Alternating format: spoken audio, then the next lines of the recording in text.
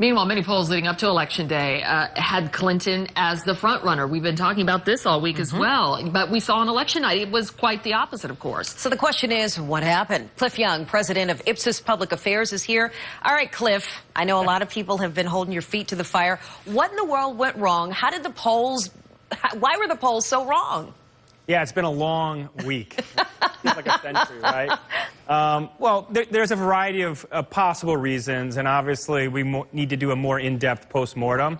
But typically when polls get it wrong, it has something to do about turnout, about who shows up on the election day, that the polls themselves predicted a different profile of person that showed up on election day than they actually thought was going to happen. And specifically, what was that? First, obviously we're still counting votes in California and Washington, but this is going to be a lower turnout election than the average than we thought.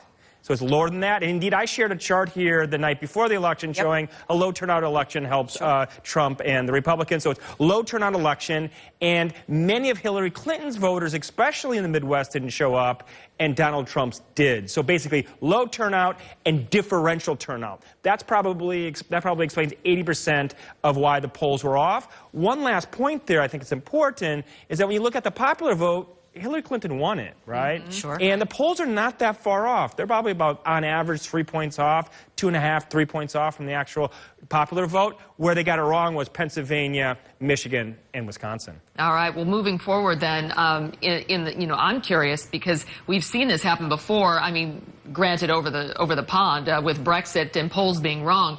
Does this in any way perhaps change how you poll things in the future? Or is there any way to change and do it differently to try to get a more accurate representation? Yeah, I mean, that's what we're grappling with now. And what I can say, and I've often said this on this program, is that we've entered into a new political world.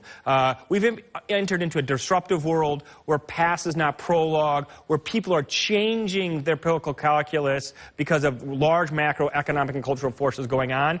And people in the United States as well as Europe are experiencing that. That affects politics. That also affects our ability to forecast. So obviously in the next little bit, both Ipsos as well as the industry will be thinking how to best adjust our polling given these brave new times. I know sometimes the polling is of likely voters versus the people who we know are actually going to go into the voting booth and vote. How do you change that moving forward? Well, that's the key problem, because we don't know who necessarily is going to show up on election day. That's why we call them likely voters. So what we really have to focus on is improving our predictive models about who will show up on election day. That is not easy, but I'll tell you, if the pollsters adjusted the turnout a few points down, they would have been much closer. All right, they were pretty close I don't want to mess with you, but if I had picked the other number the other day in the lottery, I'd be a billionaire right now.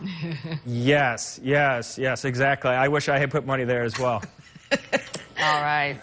Cliff, thank you so much for coming in. Oh, We certainly appreciate it. And we also hope you get some sleep as well, because we know it's... Yes, I have not gotten any sleep. Okay. I'm sure you haven't either. Get a little sleep, too, this weekend. We're all going to do that. Okay, thank you. Thank you, Cliff. Thanks.